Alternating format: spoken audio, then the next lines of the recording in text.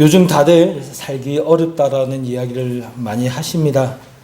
뉴스를 봐도 정말 그런 것 같아요. 뉴스를 보면 여러 가지 사건, 사고가 없는 때가 없고, 또 어려운 일들이 없을 때가 없고요. 또 특별히 요즘에는 저 북한에서 김정은이 계속해서 미사일을 쏴대가지고 이거 보는 사람이 마음이 참 불편하고 불안한 그런 일들이 많이 있습니다. 거기다가 우리 자녀들 그 앞길에 좀 어두움이 있는 것 같은 그런 경제적인 불황들이 계속해서 이어지고 있는 것도 사실이고요. 이제 또 우리 손주들 걱정까지도 됩니다. 우리 손주들이 이제 또 좋은 대학 나온다 한들 걔네들은 과연 또 취업이 될까? 인구 절벽이라고 하는데 또 나의 노년에 그 안정된 생활을 과연 할 수 있을까? 등등 여러 가지 걱정들이 참 많죠. 그런 것들을 보면 정말 우리가 기도할 제목들이 투성인 것 같습니다. 이 세상에서의 생활만 해도 이렇게 기도할 제목들이 많고요. 또 우리의 신앙적인 생활들을 생각해 보면 정말 하나님 앞에서 내가 어떻게 살 것인가, 이 본질적인 문제를 생각을 해보는 순간 우리가 기도하지 않고는 견딜 수가 없을 만큼 여러 가지 문제들이 많이 있음도 고백합니다. 그런데 여러분, 오늘 한번 묻고 싶습니다. 그런 문제들을 놓고 주님 앞에서 기도하고 계십니까? 주님께 부르짖고 주님만이 도우실 수 있습니다. 그렇게 주님의 도우심을 과연 구하고 있습니까? 오늘 본문을 보면 우리가 잘 아는 삼손의 이야기입니다. 삼손의 이야기 중에서도 가장 유명한 이야기 중 하나죠. 나귀 턱뼈 하나를 가지고 1000명의 적들과 싸워서 이깁니다. 우리가 지난번에 이 앞에 말씀을 살펴봤던 것처럼 삼손은 지금 현재 블레셋 사람들 앞에 붙잡혀 있어요. 한 동족이었던 유다 지파 사람들이 블레셋과 싸우기는커녕 삼손을 블레셋 사람들에게 넘겨버렸죠. 블레셋은 양손이 꽁꽁 묶여 있습니다. 세 밧줄로 묶여가지고 힘을 써도 끊을 수가 없는 상황 속에 있어요. 그리고 그 삼손을 발견한 블레셋 사람들이 오늘 말씀을 보면 이 삼손에게 13절에 보면 14절을 보면 소리를 지르고 그에게 마주 나갔다라는 것을 우리는 볼 수 있습니다. 얼마나 무서웠겠습니까? 우리가 봐서 알겠지만 이 1000명의 적들이잖아요. 이 1000명의 적들이 삼손을 위협하고 죽이려고 달려들고 있는 거예요.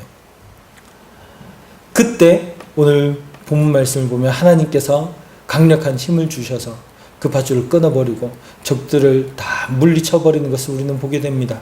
그리고 하나님께서 이 승리 후에 목이 말라 죽어가는 삼손을 그에게 물을 터뜨려 주심으로 말미암아 다시 살아나게끔 하시는 장면도 우리는 보게 됩니다. 오늘 이 본문 말씀은 한 용사의 영웅적인 이야기로 우리가 치부해 버릴 수 있습니다만 그런 것은 그냥 표면적인 이야기고요.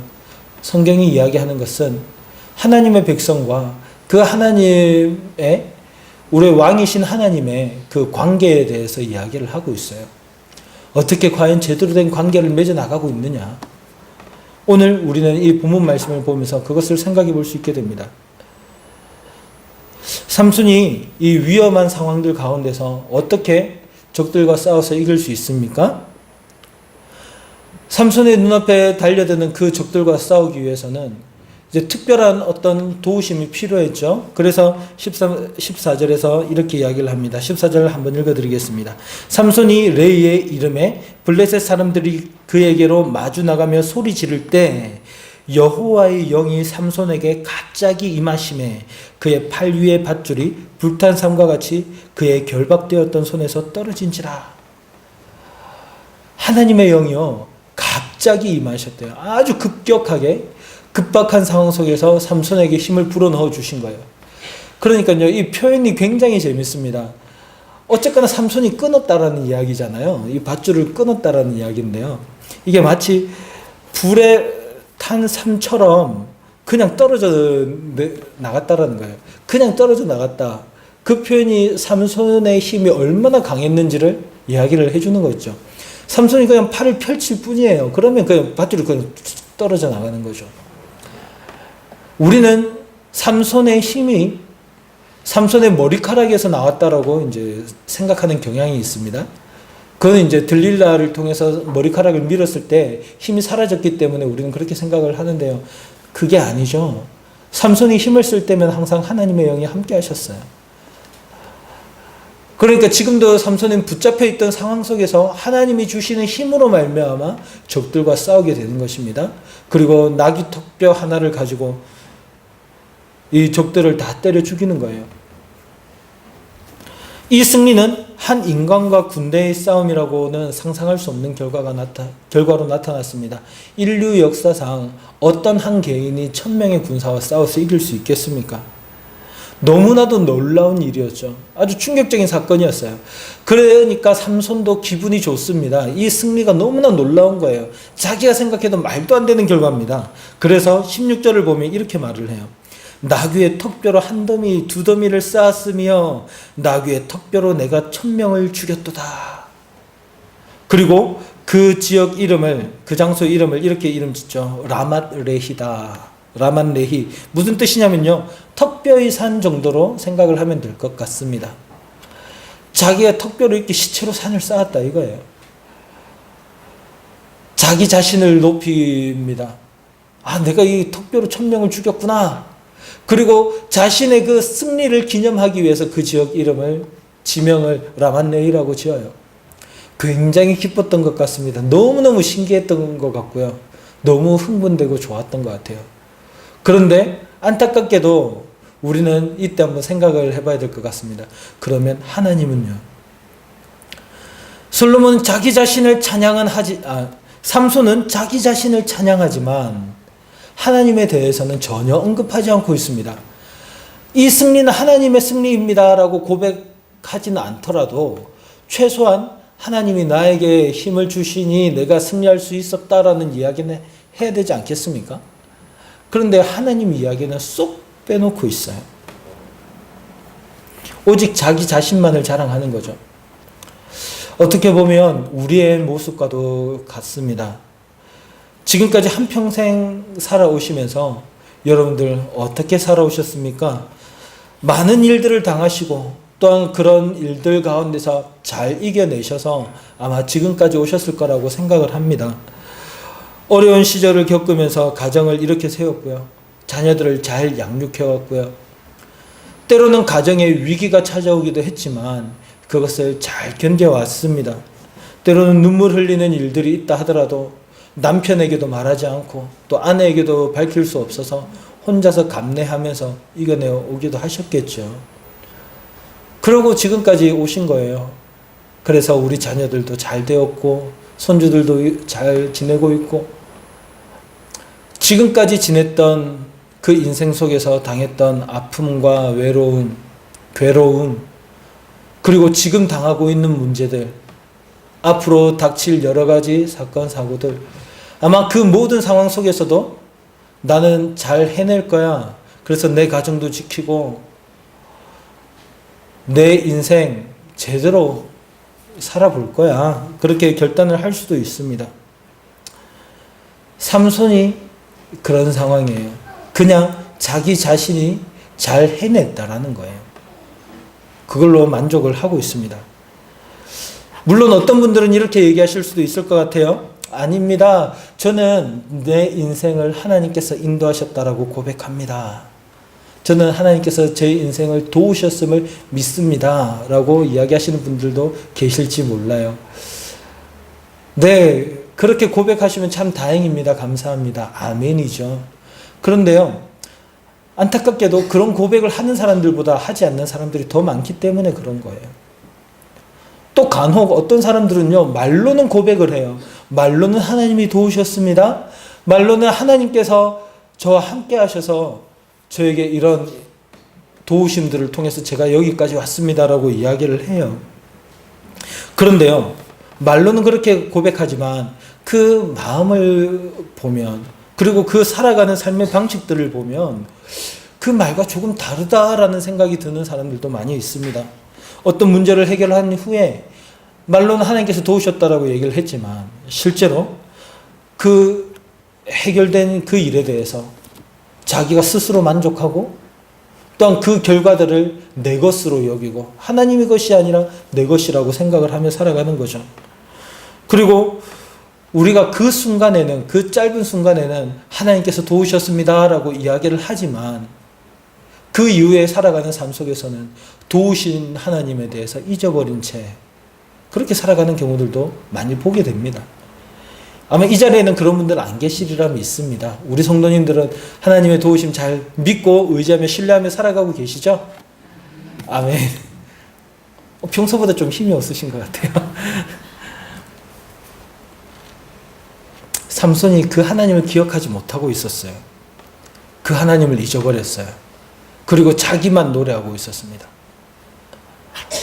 그런데요, 오늘 성경을 보면 정말 재밌는 게 이러한 인간의 교만은요, 잠깐을 못 넘기는 것 같아요. 삼손은 막 자기를 높이고 있습니다. 즐거워하고 있습니다. 그런데 갑자기 큰 문제가 생겼어요. 어떤 문제죠? 너무 목이 마른 거예요. 아주 심각한 탈진 상태에 이르렀습니다. 여러분, 삼손 한 명이 1000명과 싸웠어요.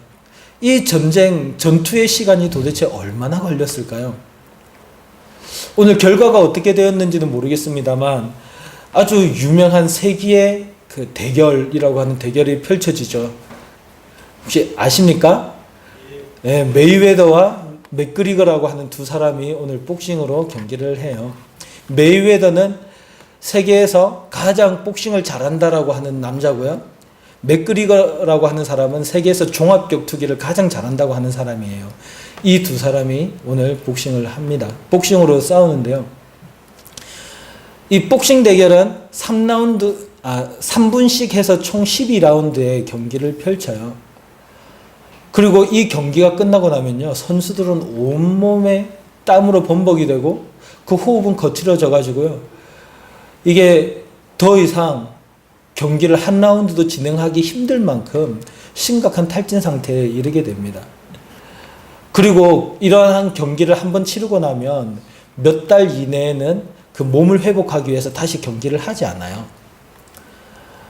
근데요, 한 사람과 싸우는 게 이렇게 힘이 든데 삼손이 1000명과 싸웠어요. 1시간, 2시간 안에 싸움이 결판 나지 않았을 거예요. 10시간 아니면 하루 종일 싸웠을지도 모르겠습니다. 그것도요, 링이라고 하는 이 좁은 공간에서 싸우는 것도 그러한데 그 넓은 공간에서요, 서로 쫓아다니기도 하고 도망 다니기도 하고 멀리서 돌멩이를 던지기도 할 것이고요, 활을 쏘기도 할 것이고요, 피하고, 아마 우리가 상상할 수 있는 그 어떤 몸놀림보다도 가장 격렬하게 싸웠을 거예요. 이제 그 시간이 끝나고 나니 삼손은 쓰러지게 되었어요. 본인이 느끼기에 이제 죽을 만큼 그렇게 힘들었던 것 같습니다. 그래서 하나님께 도움을 구하는 거예요. 자기가 생각할 때 붙잡혀 갈 것 같거든요. 쓰러지면 죽거나 아니면 블레셋 사람들에게 잡혀가게 생겼으니까요. 18절에서 이렇게 이야기를 합니다. 주께서 종의 손을 통하여 이 큰 구원을 베푸셨사오나 내가 이제 목말라 죽어서 할례 받지 못한 자들의 손에 떨어지겠나이다. 이 심각한 탈진 상황 속에서 삼손은 얘기하는 거예요. 하나님이 저를 구원하셨지 않습니까? 인간의 연약함이죠. 조금 전까지만 해도 그렇게 당당하게 자기 자신을 노래하던 삼손이 자기 신체, 자기 몸에 실질적인 문제가 찾아오니까 고통 속에서 하나님께서 도우셨다라고 이야기를 하면서 지금도 도와달라고 얘기를 합니다. 하나님께서 저를 도와주시지 않으면 제가 저 할례 받지 못한 자들의 손에 떨어지게 생겼습니다. 그러면 안 되지 않습니까, 하나님? 많은 학자들은요, 이 삼손의 고백을 좋게 생각할까요? 나쁘게 생각할까요? 아주 비겁하게 나쁘게 생각을 합니다. 왜냐하면 한번 잘 생각해 보세요. 지금까지 삼손은요, 사사로서 그리고 선택을 받은 나시린으로서 하나님 앞에서 살지 않았어요. 이스라엘의 국가적인 위기 속에서 그는 구원자의 일을 행하려 하지 않았습니다. 오히려 블레셋 사람들과 어울리려고 하고요, 그들의 그룹 가운데로 들어가려고 했고요, 그들과 한 가정을 이루려고 했어요. 그런데 그랬던 이 삼손이요, 이제 하나님을 처음으로 부르기 시작하는 거예요. 사사기 말씀 한번 보세요. 삼손은 지금까지 하나님의 합자도 그 입에서 꺼낸 적이 없어요. 하나님의 일을 생각하는 사명자로서의 모습은 단 한 번도 보인 적이 없어요. 하나님께서 강제로 끌고 가셨을 뿐이죠. 그런데 삼손이 처음으로 하나님을 부르면서 하는 얘기가 저 목말라서 죽게 생겼습니다. 그리고 저 블레셋 할례받지 못한 자들에게 제가 죽게 생겼습니다. 이렇게 되면 안 되지 않습니까, 하나님? 그런데요, 저 블레셋을 할례받지 못한 자들이라고 책망하고 비난하는 모습을 보면, 야, 삼손이 사사로서의 자기 사명을 제대로 인지하고 있구나라고 생각할 수 있지만, 삼손은 그 블레셋 사람들과 하나 되고 싶어 했고, 이 사건 이후에도 블레셋 여인 창녀와 함께 어울리고, 또 나중에 우리가 잘 알듯이 들릴라에게 또 마음을 빼앗겨서 같이 살아가요. 그러니까 이 삼손이 블레셋 사람들을 향해서 이방인이라고 이야기를 하는 것은 그가 진실로 이 가나안 사람에 대한, 블레셋 사람에 대한 인식을 제대로 갖고 있는 것이 아니라 그냥 습관적으로 그 입술로 고백하는 것에 불과함을 우리는 보게 되는 거죠. 그러니까 이 삼손이 얼마나 영악하게 하나님을 자기의 도우시는 손으로 이용하려고 하는가, 우리는 그것도 보게 되는 겁니다. 저는 이 말에 일정 부분 많이 공감을 하고 있어요. 그러나 모든 면이 그렇다라고 생각되지는 않습니다. 왜냐하면 우리가 성경 전체를 큰 눈으로 한번 보게 되면요, 삼손의 이러한 고백이 물론 그 개인 한 명을 놓고 보면 좀 얄팍한 고백처럼 보이지만, 하나님께서 일해 나가시는 그 큰 역사 속에서 보면 굉장히 놀라운 사건이기도 합니다.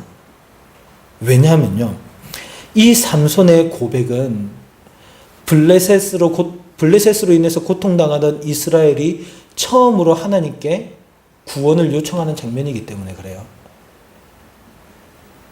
지금까지 우리가 봤던 이 이스라엘의 고난과 고통은요, 하나님께 부르짖지 않음으로 인해서 나타난 거예요. 삼손 이전의 사사들의 시대까지는 이스라엘 백성들이 고난이 닥쳤을 때 하나님께 회개하고 구했다는 말씀을 드렸었습니다. 그런데 삼손 때에는요, 이스라엘 백성들이 하나님께 도움을 요청한 적이 없어요. 요청하지 않고 그냥 그 고통을 그대로 받아들입니다. 그 가운데 머물러 있는 거예요. 자기 힘으로든 어떻게 해보려고 했어요. 그리고 심지어 하나님께서 세우신 사사 삼손까지도 이 블레셋에 넘겨주면서, 유다 지파 사람들은요, 삼손을 넘겨주면서까지 그냥 자기네들 힘으로 그 상황을 겪어내보고 이겨내보려고 하고, 하나님에 대해서는 절대로 도움을 요청하지 않았던, 그런 강팍했던, 어두웠던 그런 최악의 상황이었습니다.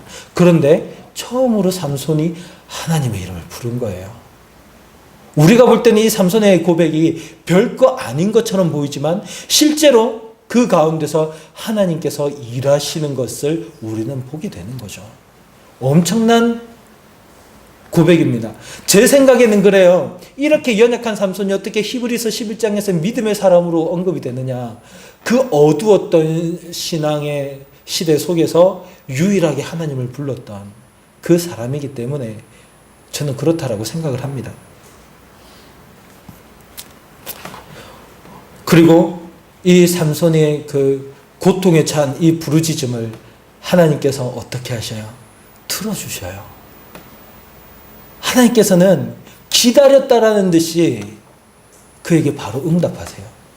그전에는요, 그냥 삼손이 하는 일들 속에서 하나님의 구원 사역을 이루기 위해서 하나님께서 그렇게 일하셨다면, 이제는 한 개인의 그런 간절한 구원의 부르짖은 그 소리를 들으시고 하나님께서 도와주시는 일을 즉각적으로 하시는 겁니다. 그리고 그 물을 마신 삼손은 그 샘 이름을 이렇게 짓죠. 엔학고레. 무슨 뜻이냐면요, 부르짖는 자의 샘이란 뜻입니다. 삼손 자기가 부르짖은 거예요. 그리고 하나님께서 응답하신 그것을 기념하는 그 샘이죠. 그래서 20절은 이렇게 말씀하고 있습니다. 블레셋 사람의 때에 삼손이 이스라엘의 사사로 20년 동안 지냈더라. 어떻게 보면 힘이 없는 공허한 말처럼 들리기도 해요. 다스렸다라는 이야기도 하는 게 아니라 그냥 사사로 지냈다. 이스라엘을 구원했다, 평화를 가져다 주었다, 그런 이야기도 아니지만 그냥 지냈다, 사사로 지냈다라고만 이야기를 하고 있어요. 그러나 이 하나님의 구원하심에 대한 이야기 뒤에 이 사사로서의 삼손의 위치를 설명하는 것은 굉장히 의미가 있는 거죠. 하나님께서 계속해서 삼손을 도우시고 함께 하시는구나, 함께 하셨구나. 삼손은 자기 자랑으로 가득했던 그 라말레히 그곳에서, 그 한가운데서 자기 자신을 도우시는, 자기의 부르짖음을 들으시는 이 엔하골의 하나님을 만나게 된 것입니다. 삼손의 이 고백은요, 그냥 단순히 우리가, 이 엔하골의 고백은요, 단순히 우리가 그냥 그 순간만 하나님이 도우셨다라고 볼 필요는 없을 것 같습니다. 왜냐하면 그 이전에도 하나님은 분명히 도우시고 계셨고, 그리고 그 이후에도 도우셨으며, 이 엔하골의 고백은, 부르짖는 자의 셈이라고 하는 이 고백은 그냥 자기가 깨달았던 그 순간에 나왔던 일이기 때문에 그렇습니다. 하나님께서는 지금까지 계속해서 도와오셨고요, 지금도 도우시고 앞으로도 도우실 거예요. 그래서 전에도 한번 말씀드린 것 같습니다만, 삼손 이야기에는 여호와의 영이 삼손에게 임하셨다는 얘기가 반복해서 나오는 거예요. 반복해서 계속 알려주시는 거예요. 계속 도우신다, 도우신다, 도우신다. 그것을 그 시대의 이스라엘 백성들과 또 이 말씀을 읽는 하나님의 자녀들과 우리들에게 계속해서 알려주시는 거예요. 도우신다, 하나님이 함께 하신다. 여러분, 하나님이 우리와 함께하고 계신 거예요. 문제는 우리가 그냥 그것을 알지 못한 채 우리 힘으로 살아보려고 하는 것이죠. 마음으로는 하나님께 간구하며 하나님께서 들어주신다 생각은 할 수 있습니다. 말로는 그렇게 이야기를 해요. 하나님께 기도해야죠. 기도해 드릴게요. 저도 기도해 주세요. 그런데 기도하지 않습니다. 그냥 그런 일 가운데서 한숨만 푹푹 쉬면서 주여, 물론 주님의 이름을 부르긴 합니다만 하나님께 구하지 않는 거예요.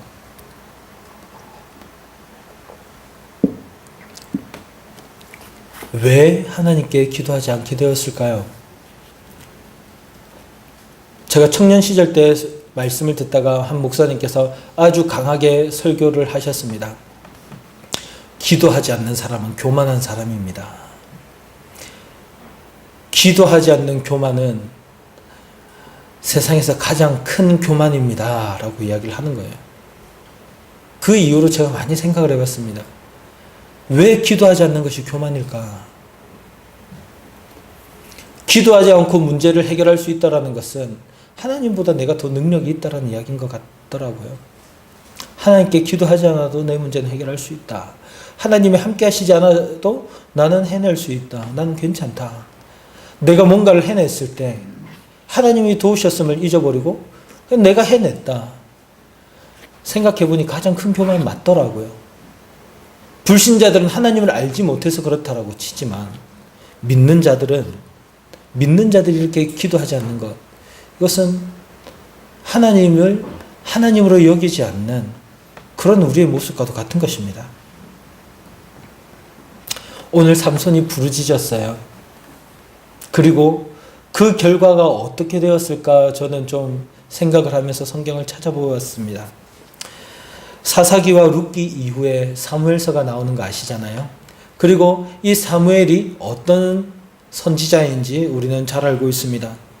그런데요, 우리가 사사기와 룻기, 그 다음 사무엘서 이렇게 지나가면서 이 사사기와 룻기와 사무엘서 이게 굉장히 시대적으로 따로 떨어져 있는 것처럼 생각할 수 있지만 사실은 동시대에 일어난 이야기예요. 동시대에 일어난 이야기예요. 룻기는 사사시대의 이야기고요.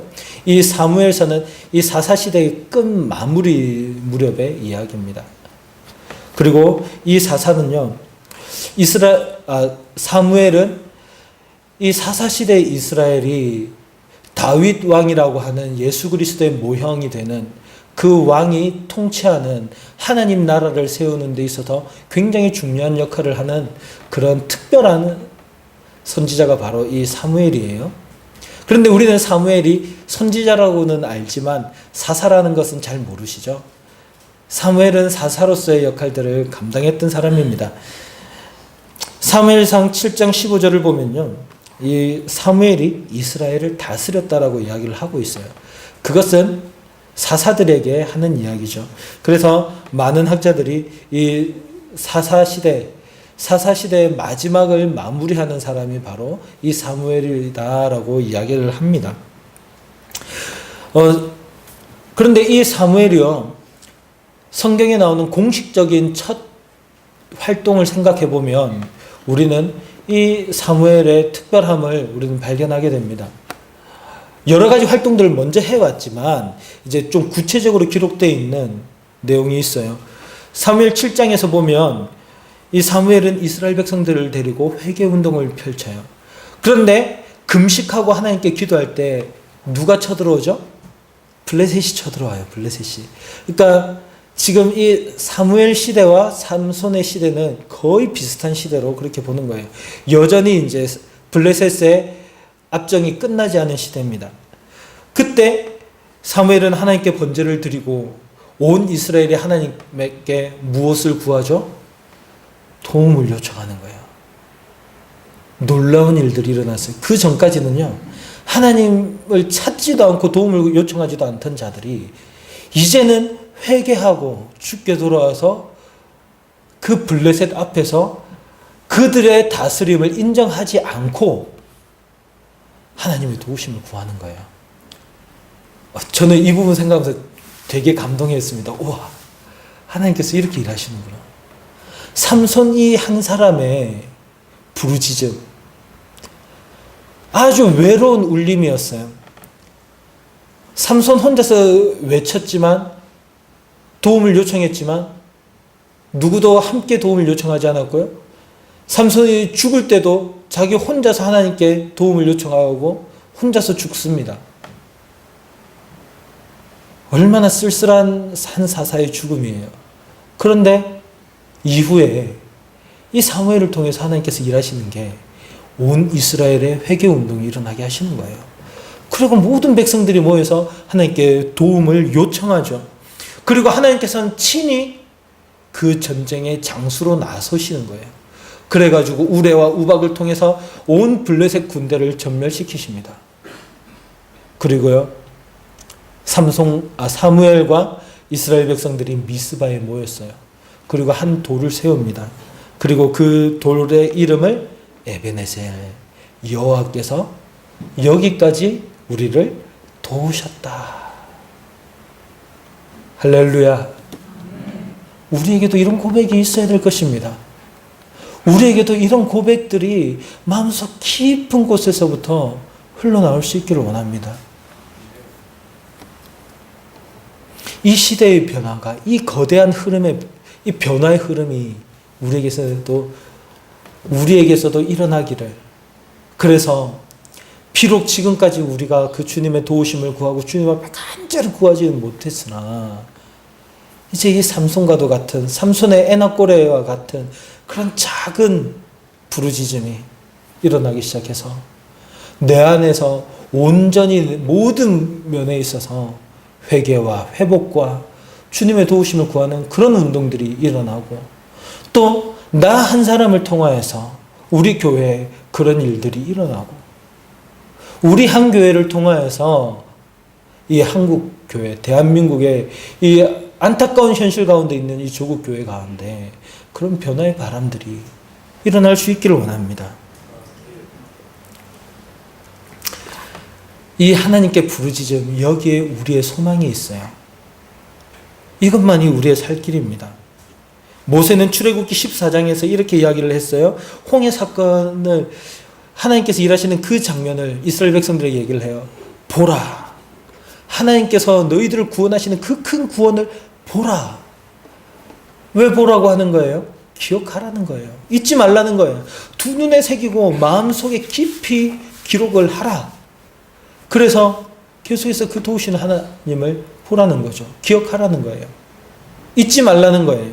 그런데 그 후손들은 금세 그것을 잊어버리고 있었던 것이 바로 오늘 이 본문의 상황입니다.